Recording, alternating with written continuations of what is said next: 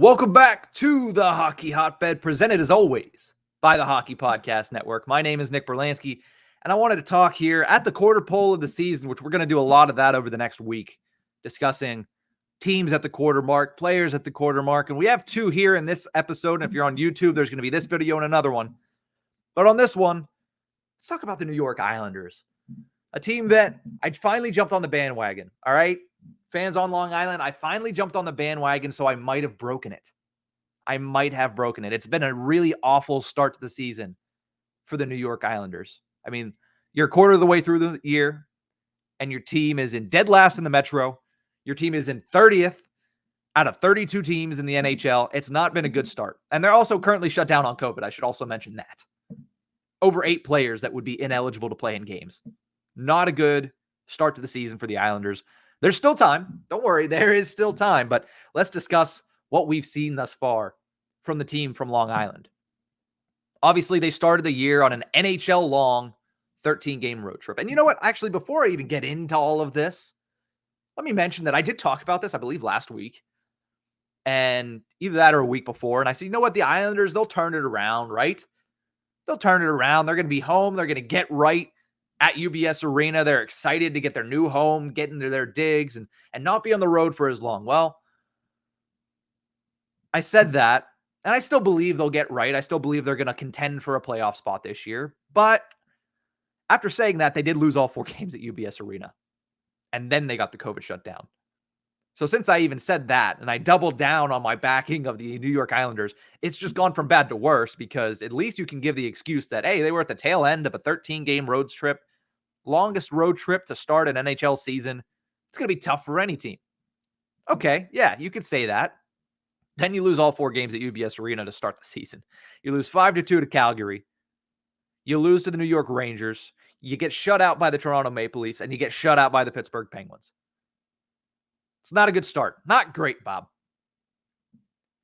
So with that in mind, the New York Islanders right now, in their COVID shutdown, are sitting there with an 8-game losing streak. One of the longest losing streaks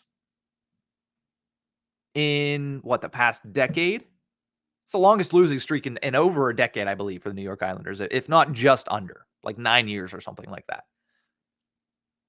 It's not a good thing, but it's especially not a good thing when the rest of your season thus far has been kind of subpar. That's why you see them sitting at 5-10-2. It's not a great start. We say everybody's at the quarter pole. The Islanders are not, because of obviously the COVID issues. But weirdly enough to say, is this kind of a blessing in disguise for the Islanders? I mean, you never want to say COVID is, and you hope that all of those players get well soon. You hope that they all deal with minimal side effects of the COVID-19 variant that they have, whichever one they have, Delta, Omega, Alpha, whichever one we're on now.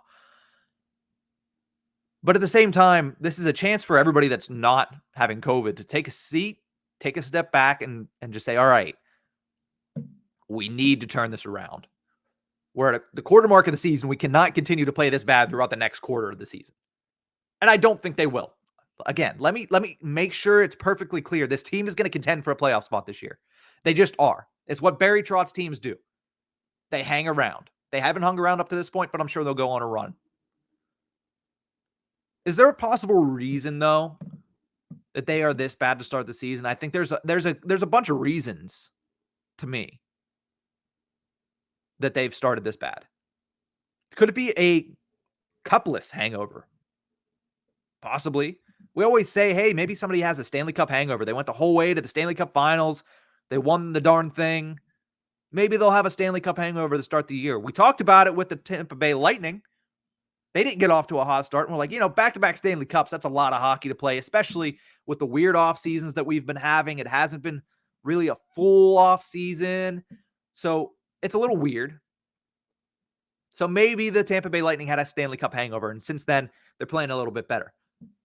Have we ever stopped to think that, the Islanders have played almost as much hockey as the Tampa Bay Lightning? And if you factor in the way they play the game, they might have had just as much wear and tear, if not more, than the team that's won back-to-back Stanley Cups.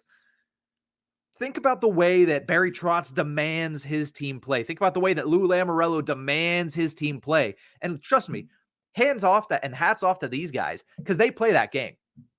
Night in and night out, they play that game, whether or not they are physically able to or not. And they have done that for the past couple of years. Hence the reason they've made it to the Stanley Cup semifinals the last 2 years, only to lose to the Tampa Bay Lightning. So could it be a cupless hangover? They played a lot of hockey the past 2 seasons. They have. Okay? They did that. Think about the fact that it is very difficult to play the style of play that Barry Trotz asks. It's hard on the body. That might also be a factor.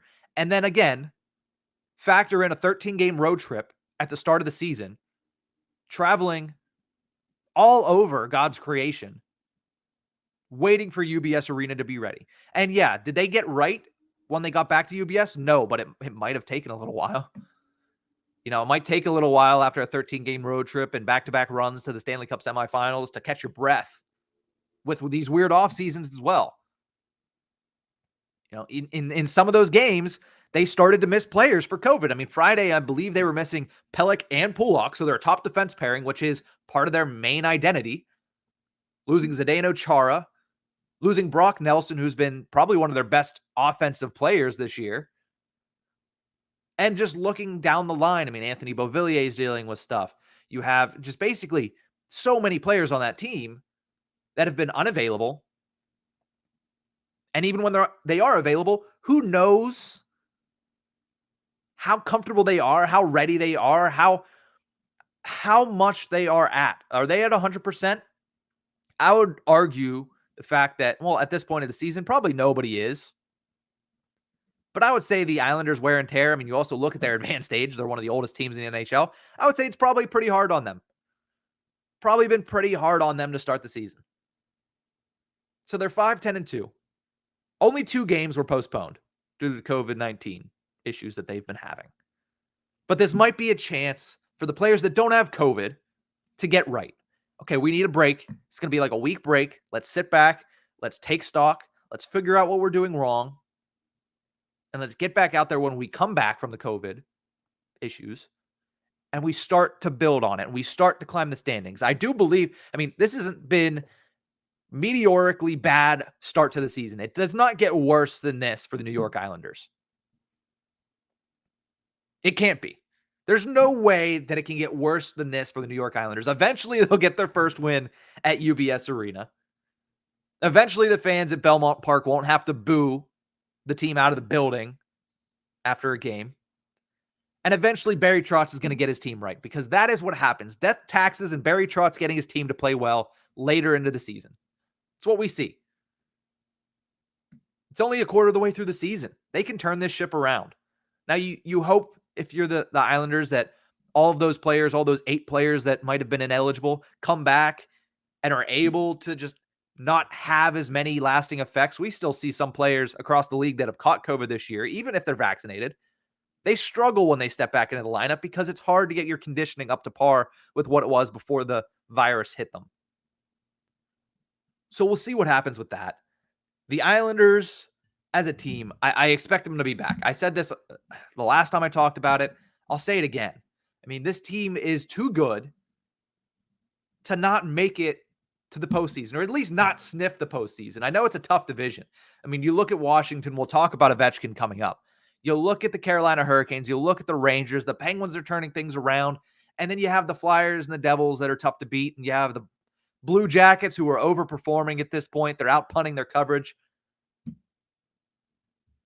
But you have to expect that at some point, the New York Islanders are going to be able to turn things around. Their first game back will be on Thursday. As of right now, they're scheduled still to play on Thursday against the San Jose Sharks at UBS Arena. So we'll see how they do when they step back into the ring against a team that, you know, the Sharks have kind of overperformed this year. Young team. We talked about them in the first segment with Evander Kane. So we'll see what the Islanders can do out of that. So their next, wow, they come out of the COVID break, and I mentioned that they might be worn out. They come out of the COVID break, they have 3 games in 4 days. They have the Sharks at home on Thursday. Then they have the Islanders on the road on Saturday night. Then they have the Blackhawks at home on Sunday night.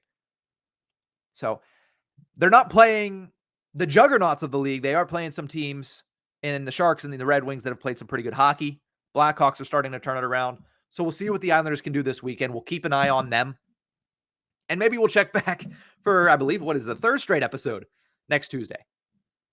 I'm going to take one more quick break, but when I return, we're going to talk about Alex Ovechkin. We're going to talk about the grade 8. You know we're going to talk about Alex Ovechkin.